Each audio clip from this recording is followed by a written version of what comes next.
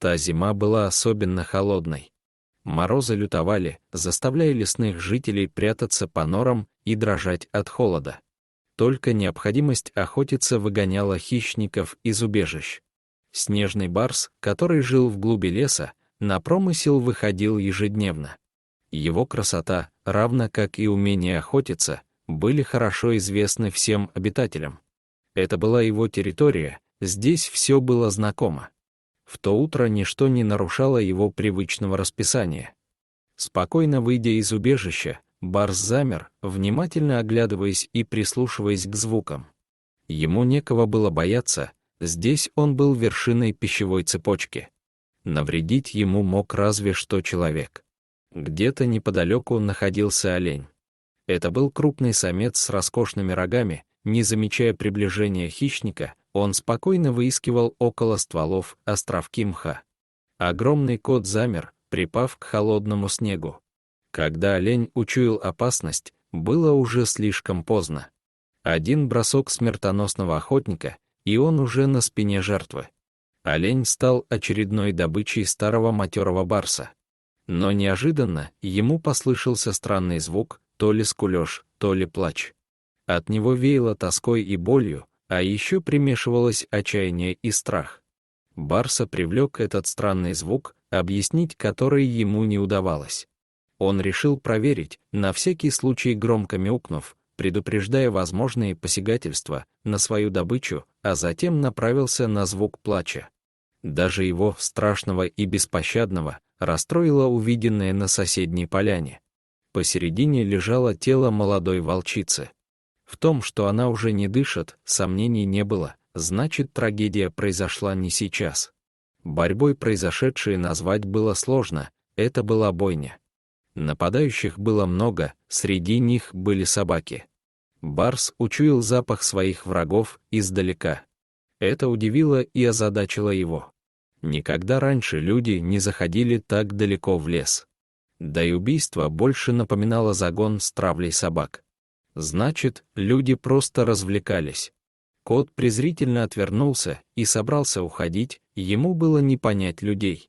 Он сам был хищником, но убивать ради забавы никогда бы не стал. Другое дело, когда ты голоден. Но вдруг возле тела волчицы произошло какое-то движение. Заметив его краем глаза, барс моментально развернулся и приготовился нападать. Но то, что он увидел, остановило его прыжок. Рядом с телом матери копошился ее малыш, совсем еще крошечный. Истощенный волчонок дрожал, не имея возможности согреться под холодным телом матери. Она поэтому так яростно и защищалась. А люди даже не увидели кроху, оставив на верную смерть. И вот теперь волчонок голодными глазенками смотрел прямо на огромного непонятного зверя, находившегося в паре шагов от него. Закон леса прост. Выживает сильнейший. И барс, величественно взмахнув длинным хвостом, спокойно направился прочь. Резкий писк позади заставил его обернуться. Упрямое маленькое создание отчаянно шло за ним, пытаясь перебраться через огромные для его размера ветки. Решив припугнуть, чтобы тот отстал, барс грозно зашипел и оскалился. Волчонок присел от испуга, но через секунду продолжил свое движение. Сил у него было мало, потому барс пошел дальше, предположив, что волчонок отстанет.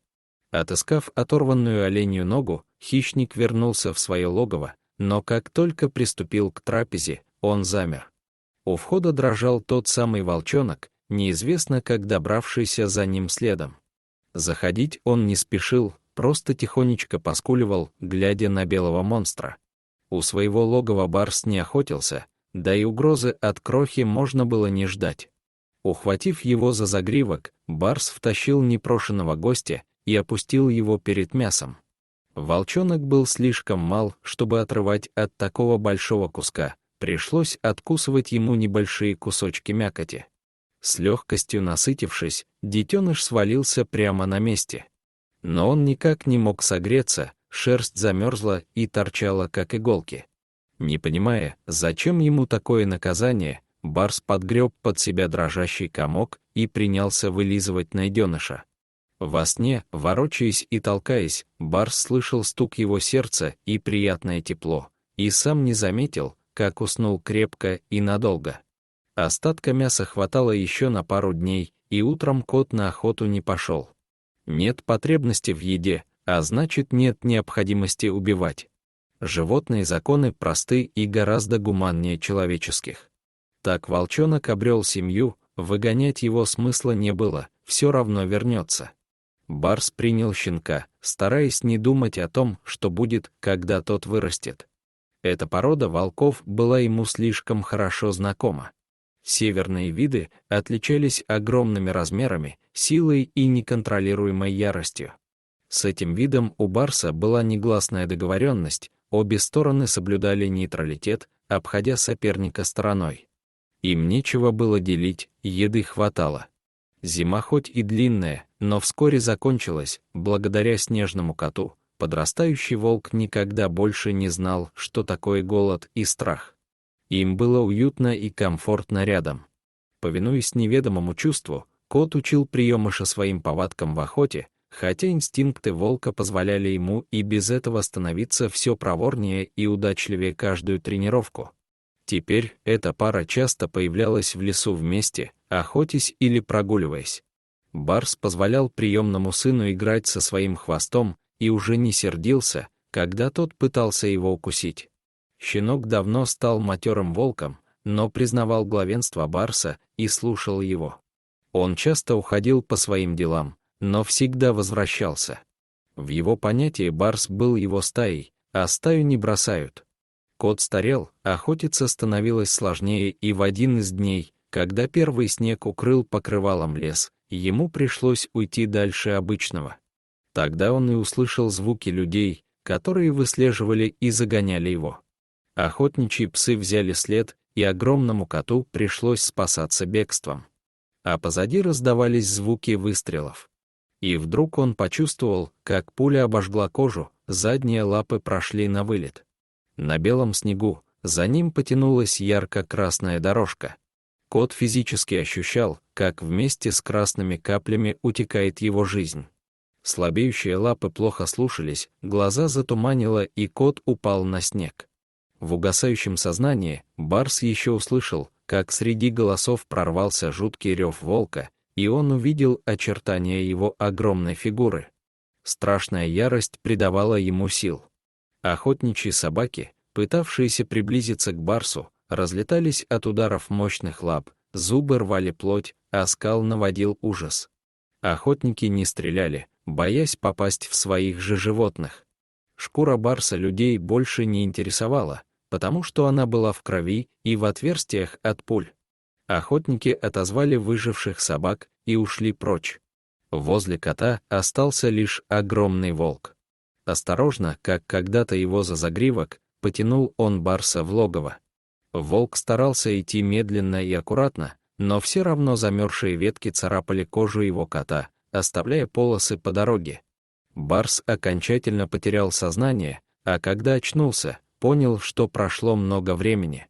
Последнее, что он помнил, — адский холод, сковывающий все тело. Теперь же ему было тепло.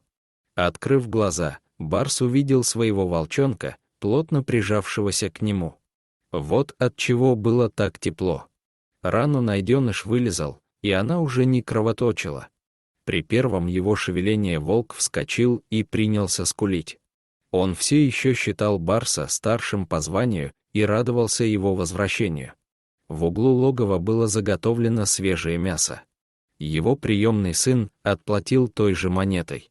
К тому же в стае больных не бросают. Барс больше не мог охотиться, задняя лапа сильно пострадала от выстрела. При ходьбе он сильно хромал, но никогда не оставался голоден.